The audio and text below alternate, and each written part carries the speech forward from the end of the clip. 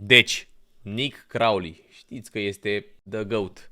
Are cele mai bune clipuri, Nick Crowley. Let's go, începem chat, începem. Intrăm în clip. The Internet's Deadliest Video. Sus sau jos camera, să-mi ziceți.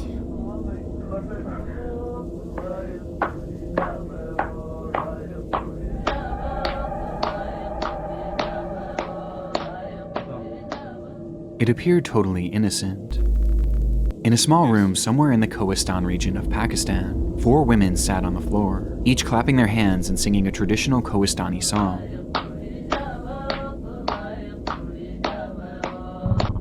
With them were 2 men, one seen dancing beside them, and another seen recording the moment on a grainy video taken on his old cell phone. The footage captured the impromptu after-party of a wedding that the women and men had separately attended earlier that day, an event that transpired sometime in May 2010. Shortly after this recording ended, the group dispersed, and each person returned to their respective homes, where the celebration eventually became a distant memory, their lives continuing on as if it had never even happened. At least for a time. Approximately 2 years later, the whereabouts and safety of every individual shown in this video would be called into question, following a disturbing admission from a Kohistani local. An admission that began a multi-long year search for answers. Bro, ce te-au schimbat banii de tare.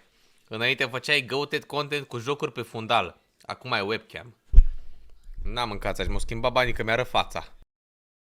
To a conspiracy that traced back to the very moment this recording began. A moment that may have ultimately sealed the fate of 9 individuals in what has since become known as the 2012 Kohistan video incident.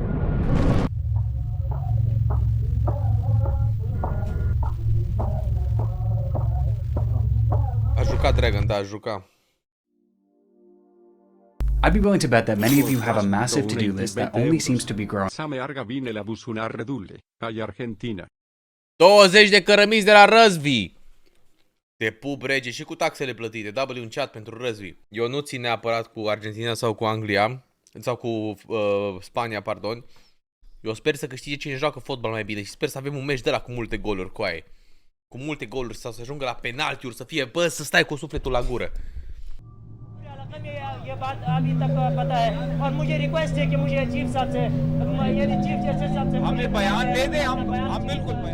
On June 4th, 2012, a press conference was held in the city of Abbottabad, Pakistan. The speaker, a man named Afzal Kohistani, made the long trek from his home in Kohistan, high in the mountains, to spread the word of a horrific incident that had occurred in the previous days. And he didn't just have a story to tell, but he also had a video to share.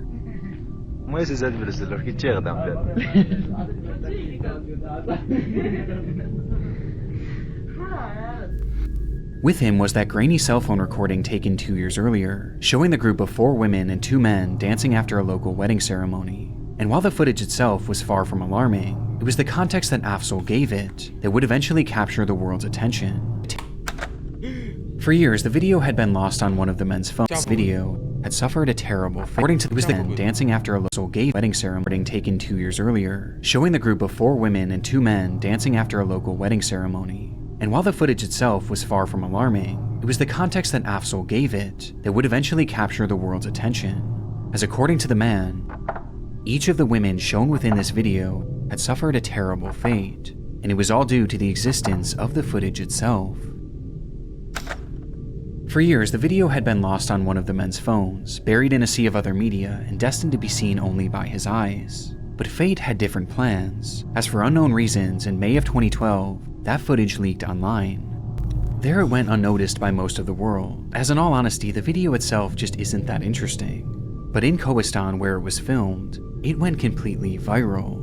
It was shared from villager to villager until practically the entire region had seen it, with it becoming a point of discussion for most.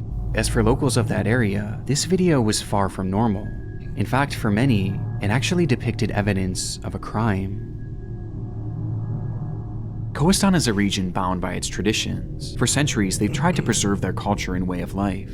So much so that any breaches of said traditions are taken so seriously that they're viewed as legal matters. And in this footage, the women could be seen breaking several of them. For starters, women in Kohistan are not allowed to congregate with men from outside of their families. Doing so is blatantly illegal, and in this video, the women and men have no relation. On top of that, they're also from different villages, which is another infraction. But perhaps the biggest crime committed in this clip was that the women were clapping and singing in the presence of these men, despite the area having strict rules against dancing with members of the opposite sex. Doamne ferește, mă! Băi, inuman! Legit inuman așa ceva. Cum e posibil, coaie, să existe așa ceva? As a result, when this footage was passed around, it was actually viewed as evidence of crimes committed against Kohistani tradition, and it was taken very seriously. Now, despite being part of Pakistan and falling under its laws, Kohistan is unique in the sense that geographically it's next to impossible to effectively govern. It's nestled in the intersection of 3 major mountain ranges, making accessing it very difficult, and enforcing the country's laws next to impossible, as the area practically lives in its own isolation.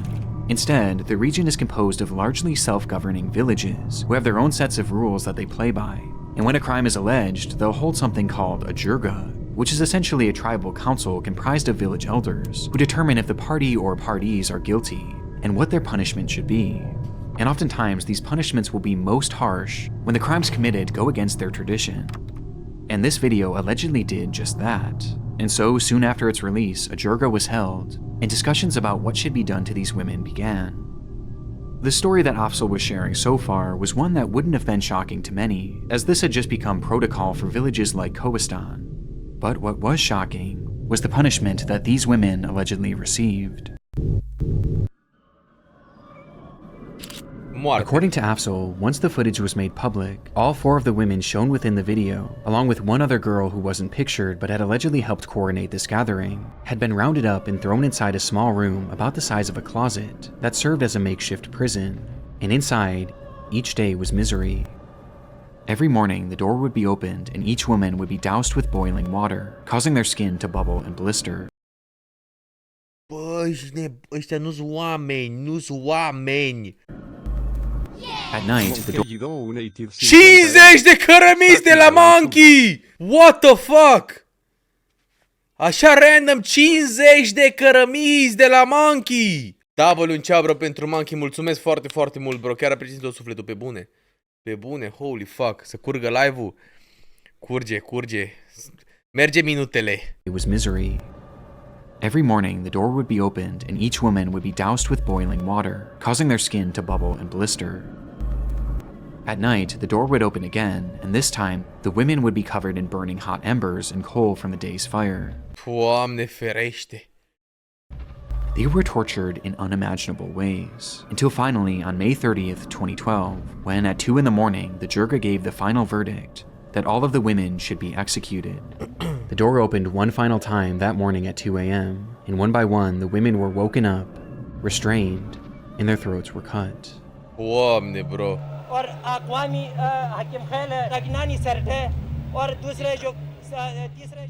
This was an appalling claim by Afzal. If true, what they did to these women was not only outrageously extreme considering the crime, but also very illegal, as jirgas didn't have the right to sentence someone to death. And because of this, those watching the press conference were left horrified.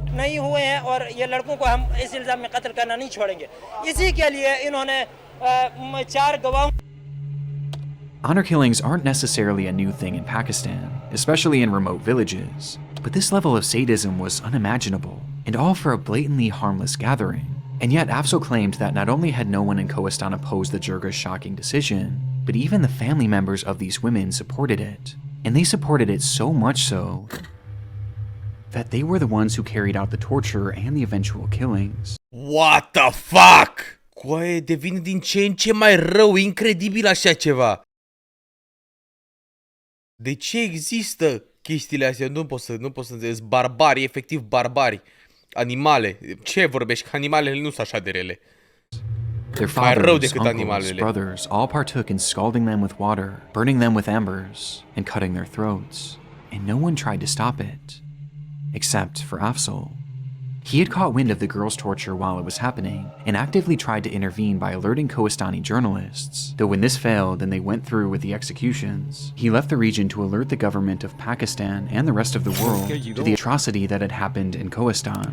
But for Afzal, this wasn't just about avenging the deaths of these girls, as he had another very important reason for speaking out. As shown in this footage, were Afzal's two brothers, whose involvement, he claimed, had also led to them receiving death sentences. Și ăștia, și frații lui Afzal, care erau acolo filmat, au primit death with sentence. both brothers going into hiding in order to avoid being killed. This press conference was essentially Afzal's way of trying to save his brothers, as he knew that they could be found and killed at any moment, spurring Afzal to act, even at the risk of his own safety, as locals had caught wind of his previous attempts to speak with journalists, and in response, that same Jirga that had sentenced these women to death had sent an angry mob of 40 to 50 men to Afzal's home in order to silence him, likely not wanting news of their illegal sentencing to leave the region. And after giving this speech, Afzal knew that that group was only going to become more angry. Based on Afzal's testimony, the existence of this video had caused the torture and deaths of 5 women, dead at the hands of a radical Jirga and the victim's own family, who were now coming after Afzal and his 2 brothers. As if this footage had just been kept on that man's phone, no one would have even known that this meeting had ever took place, and therefore none of this would be happening. It's an almost fantastical story, which begs the question, was any of it actually true? Na, nu-mi zice că nu e adevărat. In Pakistan's Kohistan, who were allegedly singing and dancing with men at a wedding. 100 de cărămizi! Coaie! Ai spart banca? Ce ai făcut? 100 după 50, 55 după 100! Ai spart banca, bro, what the fuck? Holy fuck, man! Bă, mulțumesc foarte mult, bro. Nici știu cum să-ți mulțumesc, pe bune, thank you so much. A scos biletul pe Anglia. Chiar mulțumesc tău sufletul, pe bune. Cred că îi place video, îi place video, îi place live-ul. Te pup, bro, mersi mult, pe bune, thank you so much. Party were killed after a tribal Jirga committee of elders ordered their execution. Afzal's story immediately made the front page news in Pakistan, but it wasn't without its controversy. At the end of the day, a story is all it was. He had no semblance of proof to back up his claims. In fact, Afzal himself never actually witnessed the crimes that he spoke of. He had simply been told about them by others who had, leaving the public perception to his story mixed. Within hours of his press conference, Maulana Javeed, the leader of the Jirga that Afzal was trying to expose, came forward to publicly disavow the allegations, saying that Afzal had made up this 10 cărămizi de la Beta, thank you so much, bro. Holy fuck, ce ați pățit în seara asta, bă? Ce ați pățit, bă, în seara asta cu donațiile astea? Închide puțin camera că mănânci după dai drumul. Hai, dă timp, master. entire story in an attempt to get political asylum to the United States for both him and his brothers, and that the women in this video were completely fine, living their lives as normal in Kohistan. Both sides made their claims, but both sides offered no evidence, turning the story into a confusing case of he said, they said.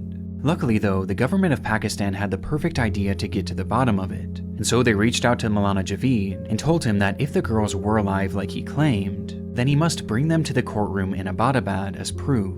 It was a great idea, in theory, but ultimately the Jirga hit back on this, claiming that it would be dishonorable for these women to appear in court, as women in Kohistan aren't even meant to leave their homes under most circumstances, let alone travel that far and be shown in a public forum. आपने उनमें से उनको फिर क्यों कल supreme court में नहीं पेश कर रहे हैं? वो तो हमारे क्योंकि रिवायात ये तारीख में कभी इस तरह के कोई वाक़या नहीं हुआ है कि कोहिस्तानी रिवायात में लड़कियों को अदालत में कचहरियों में पेश करना, ये तो वो मजबूरी है। ये बताइए वो ख़वातीन जिंदा है या मर गई?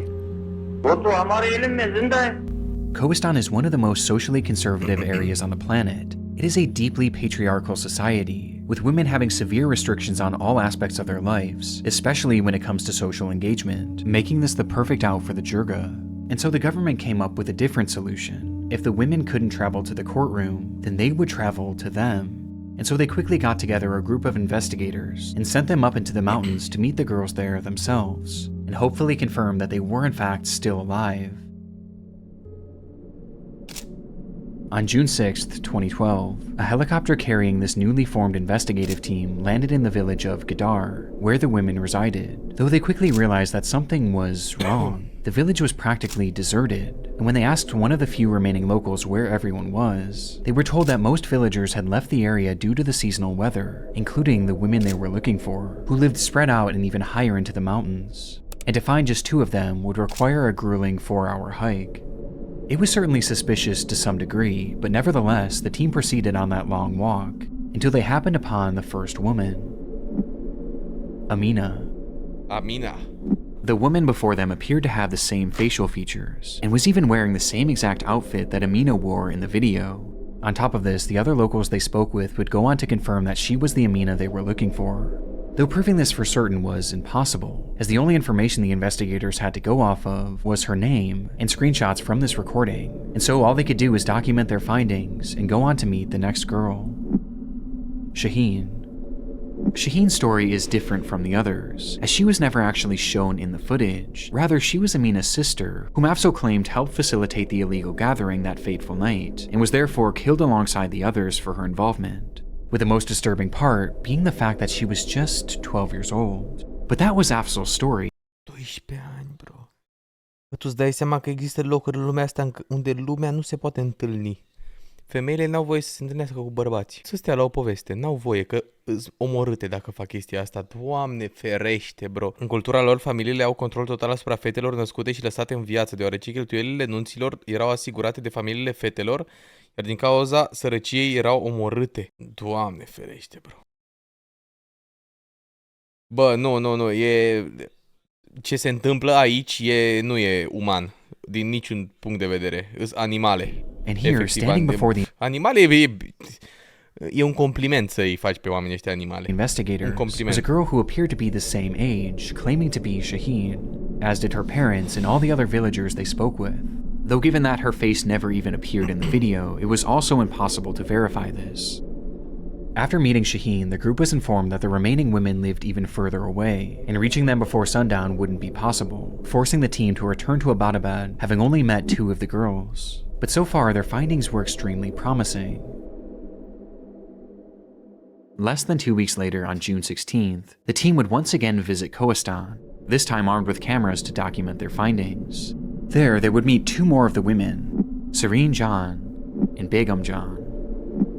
Much like the first 2 women, Serene Jan seemed to be a match, with her family and neighbors attesting to her identity, though it was noted that she was incredibly nervous and refused to speak unless her parents allowed her to, which was true also for Begum Jan, whose meeting was actually captured on camera.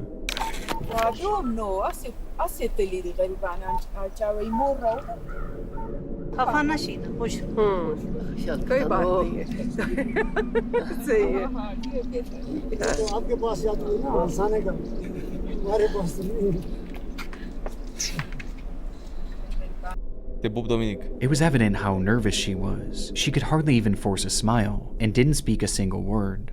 But despite this, everyone reassured the investigators that this was Begum Jan, and given how isolated the lives of Kohistani women are, perhaps her nerves were understandable. This left only the 5th alleged victim, Baziga, though she was nowhere to be seen that day, as she had supposedly fallen ill and was unable to come down from her home, which was even more remote than the team had gone thus far. But for the investigators, they had already all but confirmed that 4 of the women who Afzal claimed to have been murdered were still very much alive, with there being no evidence whatsoever that any executions had taken place, leaving the team with no real reason to believe any of his story. And so days after their second trip to Kohistan, the news would break. Human rights activist Farzana Bari, who was accompanying the team sent to bring the Kohistani girls to the Supreme Court, says there is evidence that all the girls are alive. The Kohistan video case was closed. It was a swift end to such an alarming story, as after just a few weeks, in the eyes of the public and the government, the stories told about this video were deemed to be lies, and Afzal was the liar. But not everyone was so quick to agree with this conclusion. Coaie, du-te dracu la ce video mă uit. E plot twist după plot twist după plot twist. E din ce în cel mai rău, după plot twist, după iară e rău, după iară e plot twist, după iară e rău. E insane videoclipul ăsta. Hello, vrei mod? Ia uite, îți dau mod. Dar vezi, să nu faci prostii.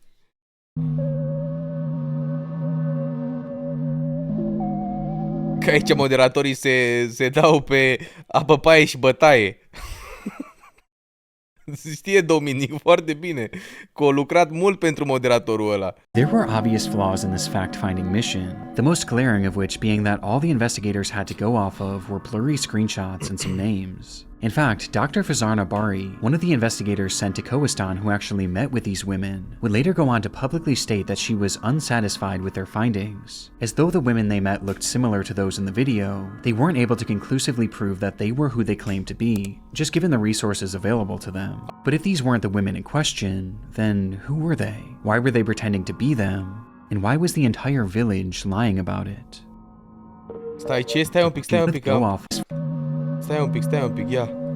Că am ratat un capitol. There were obvious flaws in this fact-finding mission, the most glaring of which being that all the investigators had to go off of were blurry screenshots and some names. In fact, Dr. Fazarna Bari, one of the investigators sent to Kohistan who actually met with these women, would later go on to publicly state that she was unsatisfied with their findings. As though the women they met looked similar to those in the video, they weren't able to conclusively prove that they were who they claimed to be, just given the resources available to them. But if these weren't the women in question, then who were they? Why were they pretending to be them? And why was the entire village lying about it? What the fuck?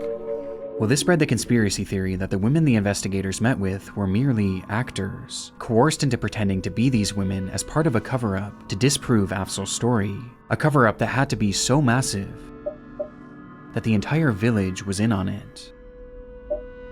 It seems unlikely, but there was a vocal minority in Pakistan that truly believed this, including Afzal himself, as in his mind he was certain that those women had been killed, and that he and his brothers were next. And so, with a small group of supporters by his side, Afzal vowed to continue his push for justice, and at the start of 2013, he would go to the courtroom in Abbottabad and file a motion to have the Kohistan video case reopened, a decision that had sudden and direct consequences. Days after Afzal's court filing, he received a devastating phone call that his brothers had been gunned down and murdered in cold blood. Jesus. But not the ones you might expect. Afzal was one of 6 siblings, and at this point, 2 of his brothers were still in hiding, living their lives in a secret location. But the other 3, Sherwali, Shah Faisal, and Rafuddin, were living their lives as usual, believing that they were safe as they had no involvement in this fight whatsoever, though they were sadly mistaken. And on January 4th, 2013, while walking to their local mosque in Kohistan, all 3 were ambushed by a group of gunmen and met with a barrage of gunfire. Seconds later, all 3 were dead. The murders were shocking, and made even more so when the culprits were revealed as members of the slain woman's family, as well as the jirga that had called for their execution. And their motive was simple. This was revenge against Afzal for sharing his story, and for filing that application just days prior. And as if the group's message wasn't clear enough, they would then surround Afzal's home and fire over 1,000 bullets into the structure. Luckily, Afzal had already moved to a secret location out of fear of this very moment, but the incident left him forever shaken and forever devastated. As in trying to save 2 of his brothers, his fight had now cost him 3. But there was at least one minuscule silver lining, with that being that the jirga and the woman's family had now proven themselves to be murderous. But this didn't necessarily prove that they were actually the ones who killed these women. That was still just a theory, and a far-out theory at that. I mean, in the eyes of the Pakistan government, these women couldn't have been killed, as their investigators had literally met face-to-face with 4 of them. This was the main challenge that Reuters journalist Catherine Harold ran into after picking up the case. She had been reporting on Pakistani honor killings around the time of Afzal's press conference, and found his story to be believable based on her research into treatment of women in that region. But for his story to be true, then she knew that meant that the women presented to the investigative team couldn't have been who they claimed to be. And so she took an image of Begum John, the woman who looked particularly nervous during the investigation, and Begum's official government ID photo, and sent them both off to Digital Barriers, a company specializing in facial recognition technology, and asked them to compare the images and determine if these 2 women were actually the same person. The comparison came back at just 17%, or Da, Lunița, bro, uite-te la Luniță, ești nebun? Dar chiar nu seamănă, uite-te la ochi, uite-te la ochi, uite-te la nas, la gură. Singurul lucru ce zici că seamănă e freza și alunița. Asta are și monosprânceană, bro. Monosprânceană. Asta n-are monosprânceană. In other words, they weren't a match. This means that by all likelihood, this woman, the woman shown to the government as proof that Begum John was alive, and who the entire village identified as Begum John, was in fact an imposter. Mamă, bro. It's a revelation that shifted the entire case. Suddenly, this once far-off conspiracy theory was proven to be at least partially true. And if someone had been impersonating Begum John, then it was more than possible that the same had been done with all the other women.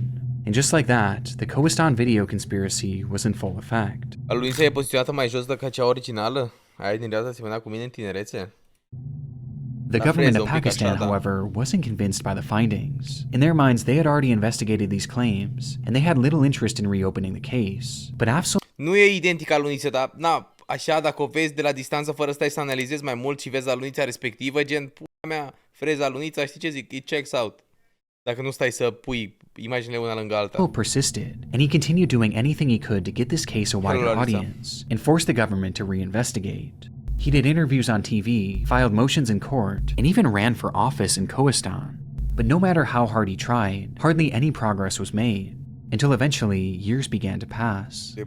The agony of waiting was hell for Afzal. Despite some of the women's family members being thrown in prison for the murder of his brothers, many were still walking free, and as were all the members of that original jirga, meaning that every day represented new risks to Afzal's life, new risks to his brothers' lives, and new risks to the lives of the women in Kohistan.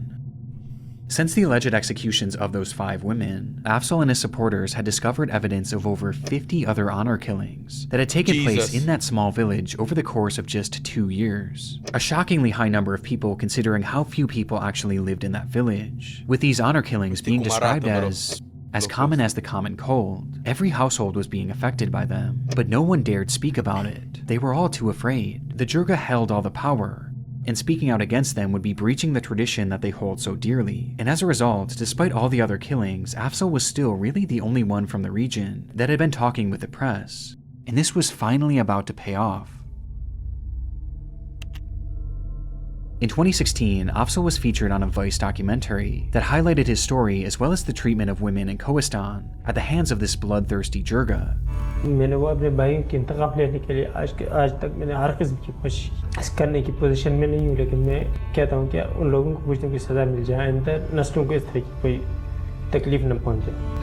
It was an extremely compelling video, showing us just how much Afzal's life had been derailed by the whole situation, as he was forced to live alone in hiding, separate from his family, including his children, wife, and 2 surviving brothers, who themselves were also living in hiding, in conditions that they described as being miserable.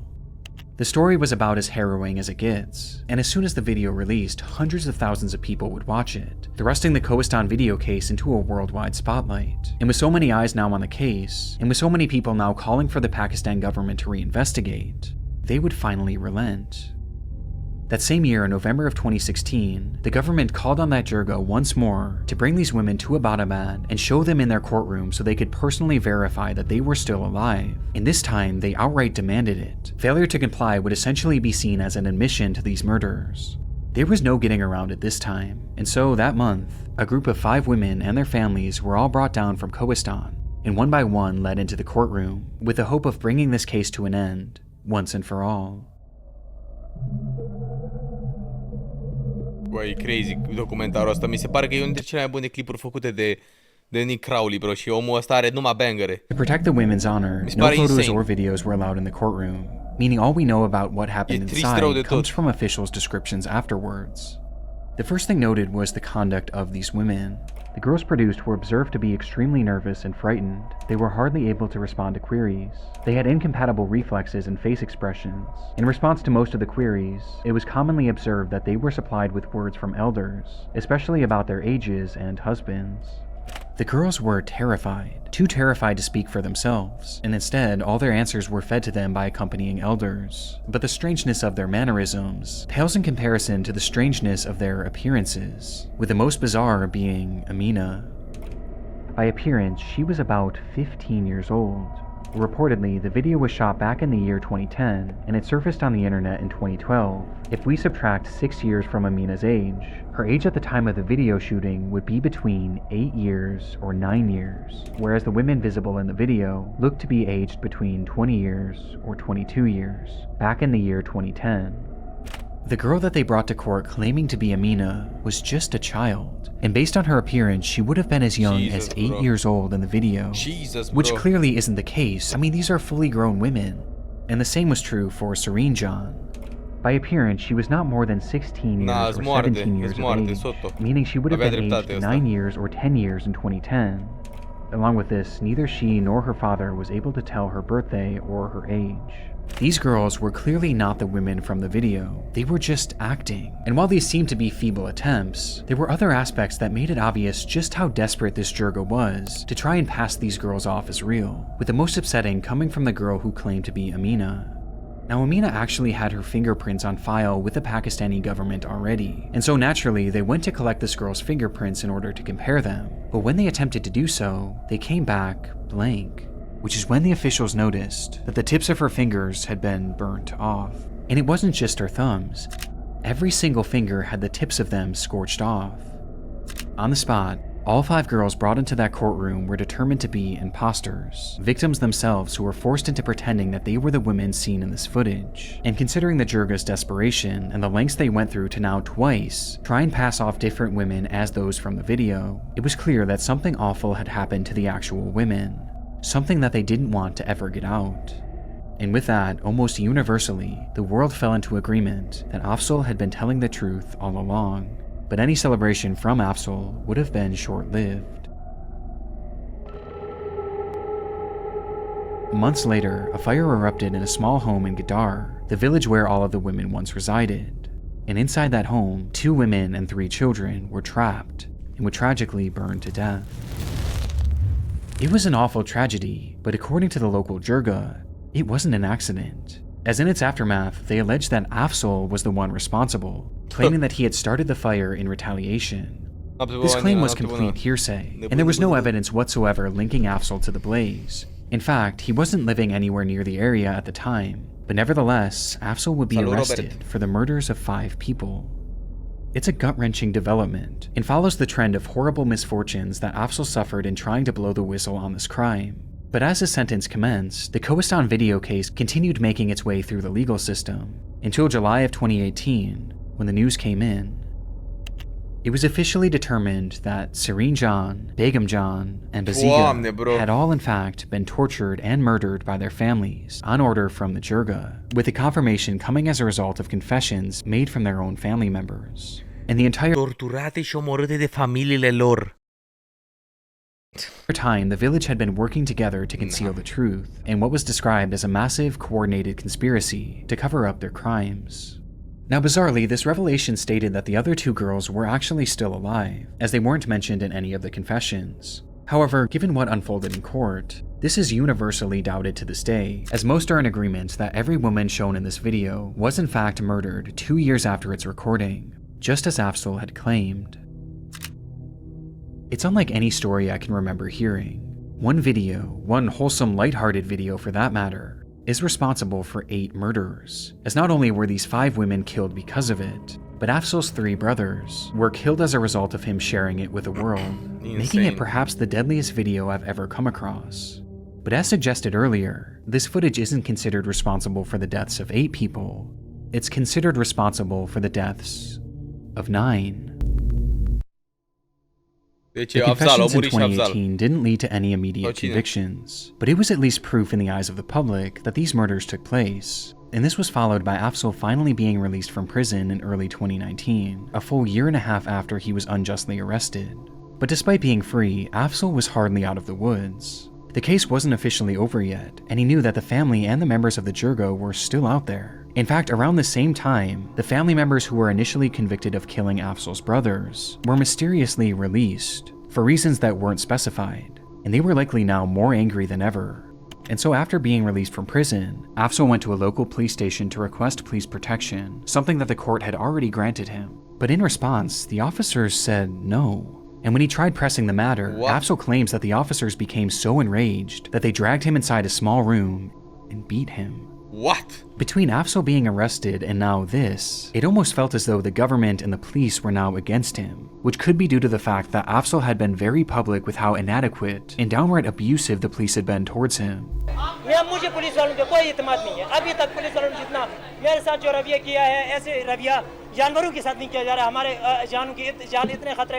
And with nowhere left to turn, Afzal would post a video to his social media declaring that his life was in danger. और मैं 2012 से यही police की जिद में मैं जलील हो रहा हूँ। एक जवान था, उसने ऐसी हालत मेरी की है कि और बहुत सबसे उठ के मुझे मारा है उसने। जिसके साथ करे, मेरे खिलाफ करे या किसी और के खिलाफ करे, मैं इस नाइंसाफी के खिलाफ चाहे मेरे खिलाफ कुछ भी करे। Days later, on March 6th, 2019, Afzal arrived in Abbottabad to testify in the Kohistan trial, though he never made it into the courtroom. As he sat in the back of an unmarked truck waiting to enter, suddenly the vehicle... Bă, uitați-vă, vă rog eu, la Homeland. E cel mai bun serial existent pe lumea asta, mă jur. Și are un sezon sau 2 sezoane, dacă nu mă înșel, sau un sezon jumate, cel puțin, care se întâmplă în Pakistan. Pakistan, Afganistan, țări de-astea. Bă, și e incredibil, bro. Și în Abbottabad, de exemplu, se întâmplă foarte multe chestii. Uitați-vă, bă, e incredibil Homeland. Cel mai bun serial pe care l-am văzut vreodată. Legit, hands down. Multiple bullets. Paramedics would open the door minutes later, only to find Afzal laying in a pool of blood. He would never make it to the hospital. In Pakistan, the man who led a campaign to expose one of the country's most notorious so-called honor killings has been shot dead in the city of Abbottabad. Afzal's death was devastating to so many, not only throughout Pakistan, but throughout the entire world. His relentless pursuit Pe ce platformă HBO? Of justice, and his willingness to sacrifice his own life in order to expose these crimes, was something that was championed by so many throughout the world, and he had come so close to seeing justice served, as only a few months later, 3 men were arrested and sentenced to life in prison for the Kohistan murders, each being members of the girls' families, along with one other, a man named Masoom Khan, a member of the Jirga who was sentenced to life in prison for the murder of Afzal. But even with this, people were angry. They were angry with the government for not taking Afzal's word more seriously. They were angry with the police who failed to protect Afzal and seemed to be actively working against him. And they were also angry at a rather unexpected source. Doamne, bro. The Vice documentary made back in 2016 was undoubtedly part of what put this case back on the map and back in the court system, but right from its release, it garnered criticism for something that the showrunners had seemingly overlooked, with one commenter pointing it out. Wait, hold on a minute. Isn't it dangerous to expose his whereabouts like this? In the footage used, the crew seemingly showed the outside of the hideout where Afzal had been living, as well as where his family had been hiding, and in response to Afzal's death, many were quick to blame the documentary. You people had literally shot his location and his family's location. Damn, you killed him. By disclosing his hideout, Afzal Kohistani was killed by his enemies. This is really shameful and against the ethics of journalism. Why would you show Afzal and his family's hiding place? Bro, what the fuck? And while it may seem a little extreme to blame a documentary made 3 years before his murder, it's given a bit more weight by the fact that Vice had actually re-uploaded the documentary to their Vice Asia channel at the end of 2018, where it went completely viral, gaining more viewership than even the original upload. Months later, Afzal would be killed, and to this day, many still believe that Vice played an unintentional role in it. But again, this is just public speculation, and at the end of the day, it was really on the police and the government of Pakistan to protect him, and they failed. It's a heartbreaking end to a heartbreaking story, and follows this trend of misfortune that Afzal dealt with throughout his life. And unfortunately, that trend continued even after his death. Devastatingly, the 3 men arrested for the murders of these women would be unexpectedly released from prison in 2023, only 4 short years after their initial arrest. A far cry from life in prison, like they were originally sentenced to. And the reason for their release was just as upsetting, as the government cited a lack of evidence. These 3 men literally confessed to the killing. Sau pe Netflix, așa, nu știu exact. Eu știu că pe HBO m-am uitat la Homeland. Sau Netflix să fi fost. În fine, uitați-vă, e incredibil. Homeland. And they even discussed how they disposed of the bodies afterwards. And yet there suddenly wasn't enough evidence to keep them in prison, despite them already being convicted.